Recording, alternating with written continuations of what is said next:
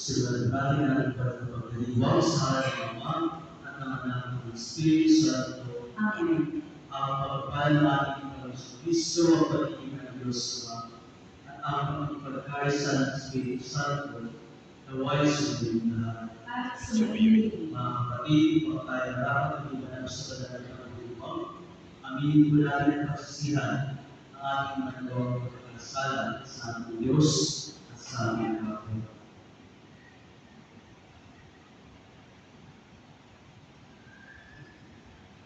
Inaamin ko sa mapagaling ng Diyos at sa inyo mga kapatid na lubhang magkasaya sa isip, sa itaas sa Diyos at sa aming pagkulang. Kaya sa kasama ko sa mga Pilipinas sa lahat ng mga kayatong banal at sa inyo mga kapatid na ako'y namin sa Panginoon nating Diyos. Kawan tayo ng mapagaling ng Diyos, matawarin tayo sa ating mga kasalanan, patubayan tayo sa buhay ng Amen. Manalangin tayo. Ang manalangin ng pagkalitan, ipakita mo ang iyong pag-ingat sa iyong pagkantig sa aming kalooban, upang kautungan at gawain sa amin ay aming pagkakabaman at aming pagpagaling katapat ay aming pagkakabaman.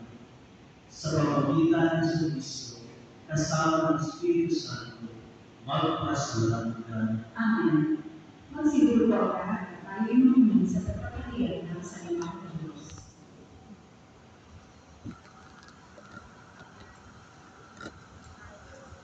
Pagbasa mula sa aklat ng propeta Daniel. Ako si Daniel ay nakakita ng isang malaking dagat na pinapalo ng malakas na hangin kapit-kapila. Mula sa dagat, may lumitaw na apat na iba't ibang tagpuan. Ang una ay parang liyon, ngunit may pakpak ng kawilan. Nabunot ang mga pakpak ito, umangat ito sa lupa at tumayong tila tao. Binigyan ito ng isipan ng tao. Ang ikalawa naman ay mukhang oso. Ang dalawang paa nito sa huli ang inilagaka at may kagat ang tatlong kanya. May tinig na nagputos dito. Sige, magpakasawa ka sa kanya. Ang ikatlo ay kawangis ng liwato. Ito ay may apat na pakpak sa likod, apat ang ulo, at binigyan ng kapangyarihan. Pagkaraan, nakita ko ang iaapat na hayop. Nakakatakot itong tingnan at mukhang napakalakas. Bakal ang ngipin ito at tanso naman ang mga paa. Niluturay ng bibig ito ang anumang maagat at tinatagalan ang mga doon. Pagkakaiba ito sa tatlong nauna, pagkat ito'y may 10 sungay. Pinagmasdan ko mabuti ang mga sungay at nakita ko may tumutubo pang isa. Ang tatlong sungay ay nabulog.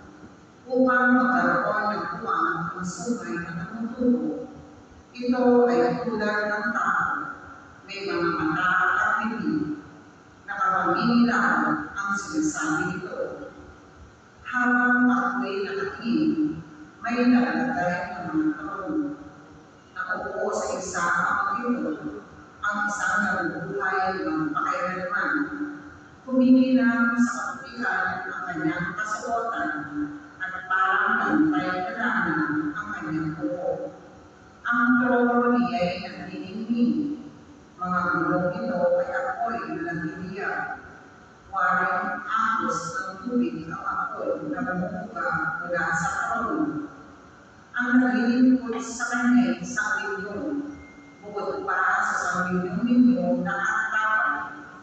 Mandala siya sa pagkagawa ng hangin. At binusan ang mga aklat.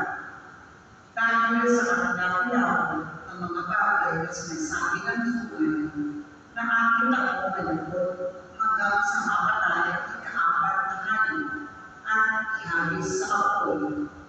Yaong ibang hayop ay kinalisan ng kapangyarihan, ngunit pinanatiling buhay.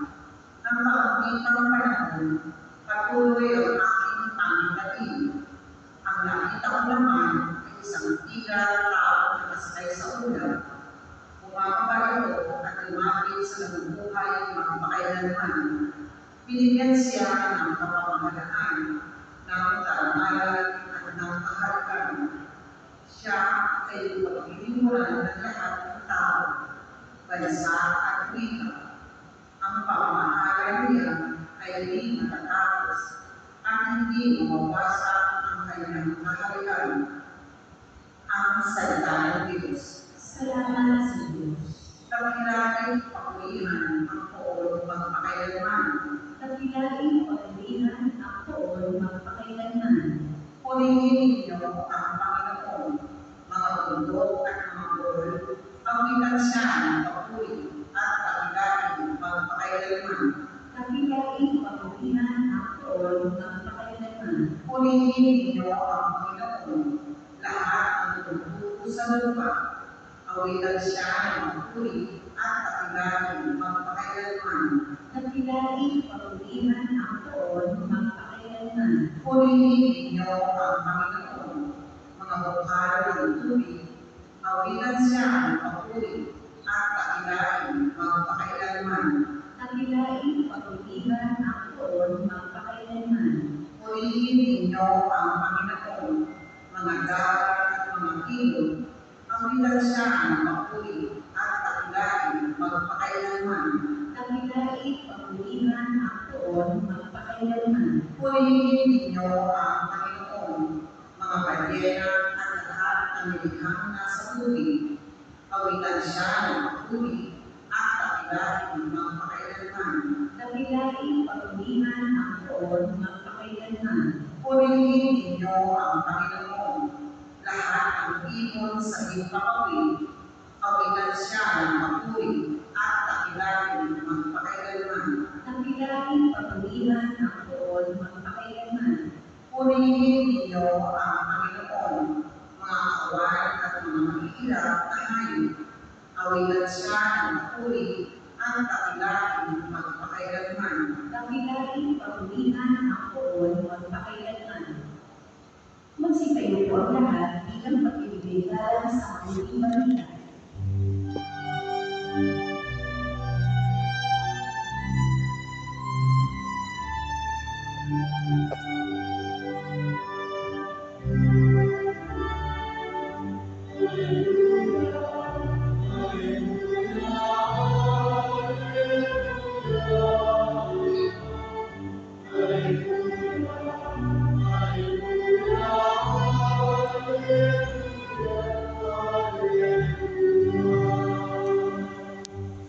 Narito malapit na ang kaligtasang pagkasa upang ating matakasan.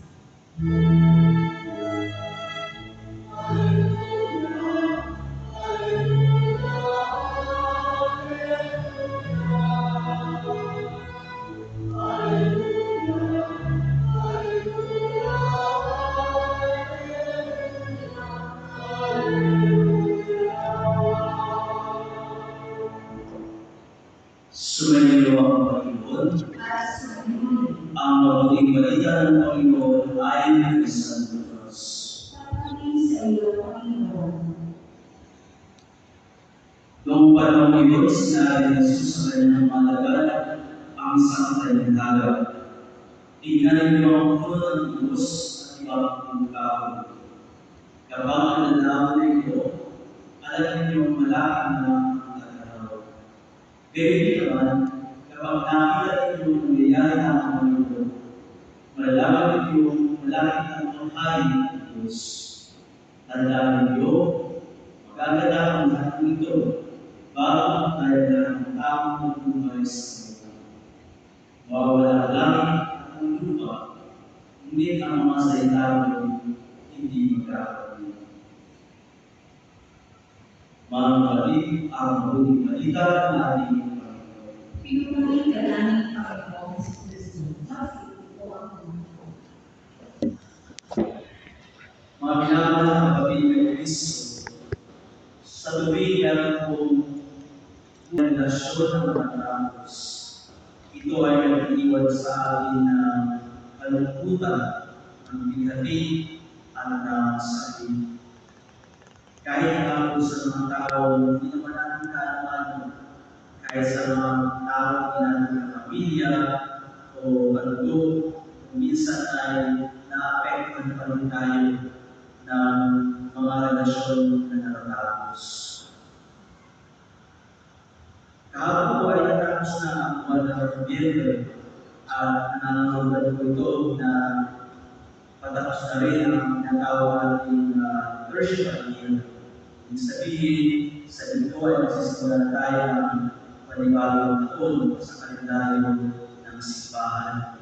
Kaya naman po ay napakaganda na pagpilayan natin ang ating Evangelyo ngayon, kung saan ay na-mention ang isang punong kahoy na tinatawag na Igus.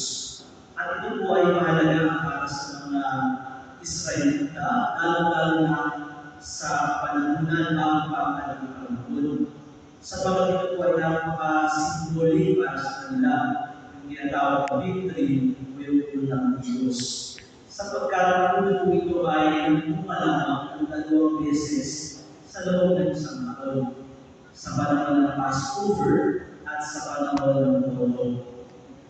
Kaya po yung mga tao, bago pa sa panahon ng ating Panginoon Kristo, naniniwala sila na ang pagdating ng Mesiyas ay kasabay o ito ay mangyayari sa panahon ng Pasko, ng Passover.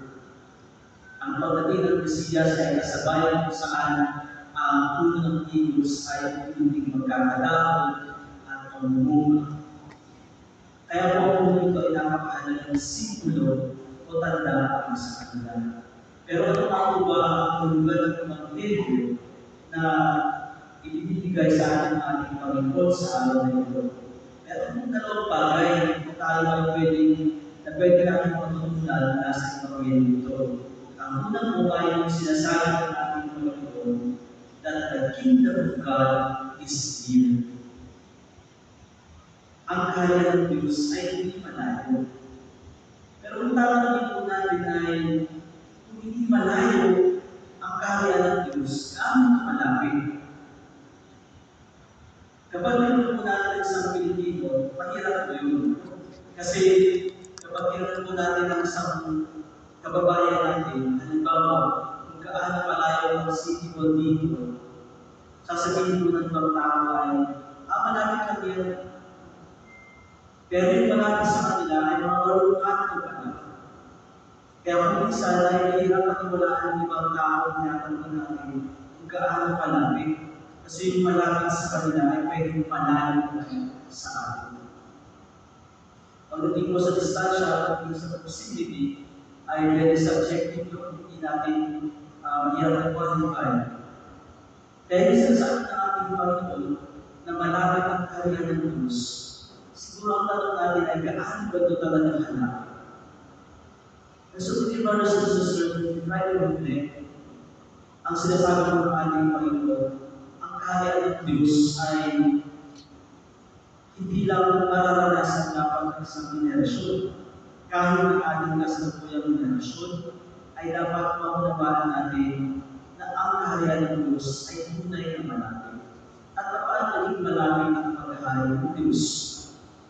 Dapat po natin maunawaan ng kapatid na ang pagkakataong tao ng anak ng Diyos, ng ating Panginoon sa Kristo, ay ang tunay na siyang nagdapit ng kaharian ng Diyos sa atin. Sa pamamagitan ng pagpapasakit, ng pagpapasakit, ng pagkamatay at yung pagkabuhay ng ating Panginoon, mas nakuha niyang tinapit sa tao ang kaharian ng Diyos. At para sa atin na nabubuhay sa kasalukuyan, tunay po na dapat natin pagmula ang sinasabi ng ating Panginoon na malapit sa ating ang kaharian ng Diyos, sapagkat sa banal na sakramento ng Eucharistia ay tunay na pinapakita ng ating Panginoon na ang Diyos ay nasa atin. That God is really among us, and therefore the kingdom of God is not really far from us. Hindi po malayo ang paghari ng Diyos sa atin. Dahil sa banal na Eucharistia, dapat natin mas maramdaman na tunay na mapagpapaan na ang Diyos ay hindi malayo sa atin. Na ang paghari ng Diyos ay hindi malayo sa atin. Subalit mga kapatid, dapat po natin maunawaan na sinasabi ng ating Panginoon Kristo sa ating Ebanghelyo na ang kaganapan ng paghahari ng Diyos ay mangyayari lamang sa muling pagdating niya sa pagbabalik niya sa mundo kung saan wala namang nakakatawa. Hindi natin alam, walang nakakapatid kung kailan ba babalik ang Diyos sa mundo. Kaya naman po ang isang mahalagang bagay na iniiwan ng ating Panginoon sa atin. Kung hindi natin alam kung kailan ito darating, ang importante tayo ay naniniwala sa salita ng Diyos. Ang sabi ko sa ating Ebanghelyo, ang lahat ng bagay, maging ang langit at lupa, ay lilipas, ay mawawala. Pero hindi ang salita ng Diyos. Kaya mga kapatid, ang isang bagay na pinapaalala sa atin ng ating Panginoon, kung meron na tayong dapat kapitan, kung meron na tayong dapat pagtiwalaan, yun ay ang salita ng Diyos. Sapagkat ang salita namin niya, hindi mawala. Kapag kung ano ang sinabi ng Diyos, ito ay mangyayari. Kung ano ang pangako ng Diyos, ito ay mangyayari. Kaya naman po mga kapatid, kung minsan kung siguro iisip natin na ang buhay natin ay parang isang tulad ng isang puno na walang silbi, isang puno na hindi naman bunga. Pakinggan po natin kung anong mensahe sa atin ng Ebanghelyo. Na tulad ng isang puno ng higos, meron panahon kung kailan tayo bunga. Ang mahalaga ay nakakaamit tayo sa Diyos. Ang mahalaga ay nagtitiwala tayo sa plan ng Diyos. Kung sa tingin po natin mga kapatid, yung ibang tao, napakapundaki ng buhay nila.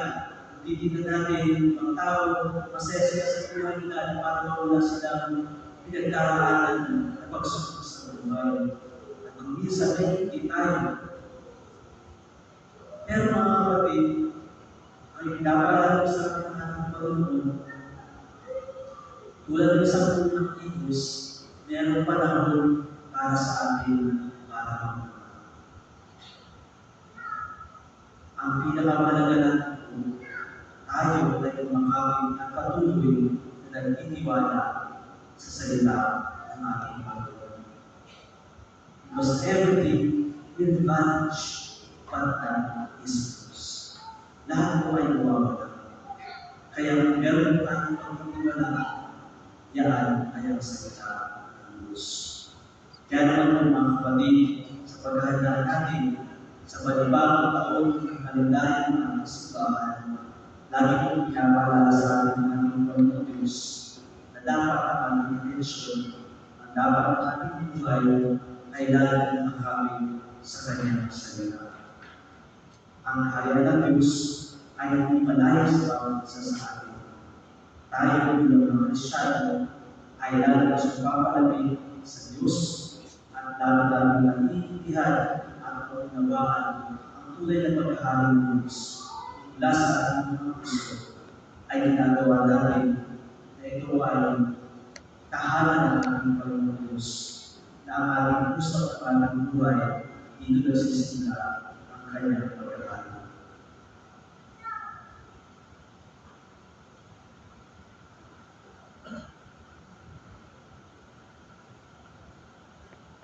Magsisayo ka naman.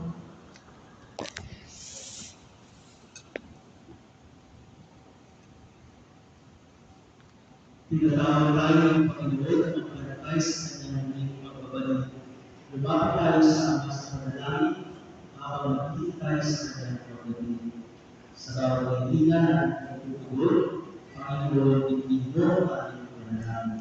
Panginoon, tingin mo ang aking panalangin. ang simbahan ay naroon sa maroon at pagbalik loob at pagbabago. Manalangin tayo sa Panginoon. Panginoon, hindi mo aming panalangin. Ang mga tao may mabuting kalooban, naway sama-samang kumilos para wakasan ang pag-aaway at digmaan, pang-aapi at kawalang katapusan. Manalangin tayo sa Panginoon. Panginoon, hindi mo aming panalangin.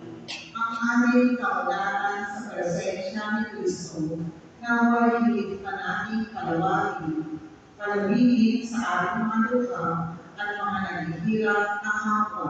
Manalangin tayo sa Panginoon. Panginoon, hindi mo aming panalangin. Ang mga may sakit, naway pagkalooban ng lakas at pagpasa. Manalangin tayo sa Panginoon. Panginoon, hindi mo aming panalangin. Ang ating mga yumaong kapangkanan at kaibigan, naway maranasan ang walang hanggang kaligayahan sa piling ni Jesus. Manalangin tayo sa Panginoon. Panginoon, hindi mo aming panalangin. Dahil po natin dalangin ang aming mga kasama ng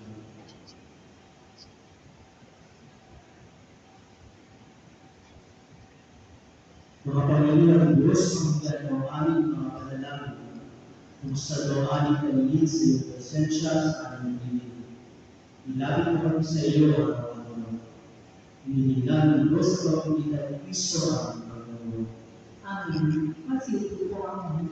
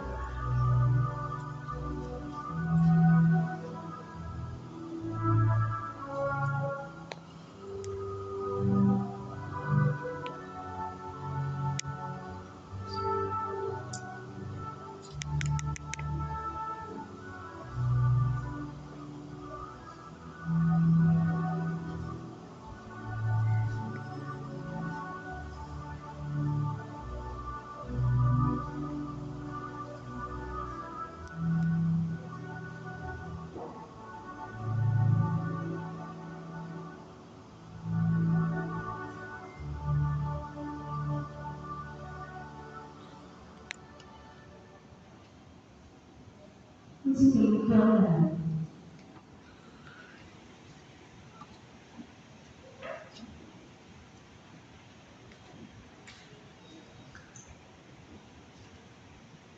Manalangin tayo.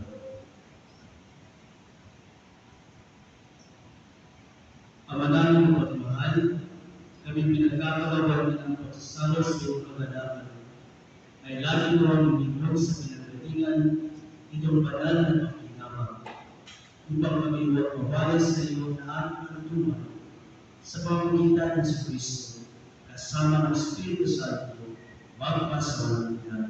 Amen. Sumayo ang Panginoon At sa iyo, magpalain ko ng pamamagitan ng Diyos, Ama, Anak, at Espiritu Santo. Amen. Basta na isama ng pagkain ay pag-ibig. Salamat sa Diyos.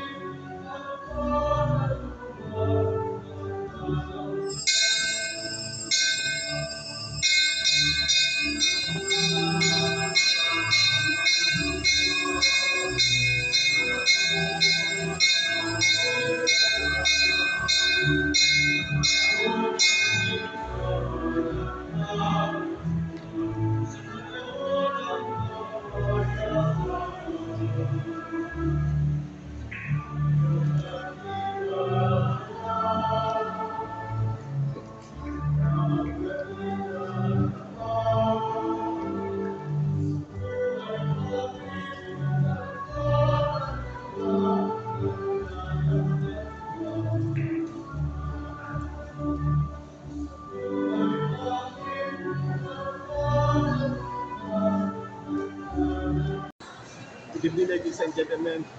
Please subscribe my YouTube channel, CAP TV, Igbo TV. Thank you and God bless.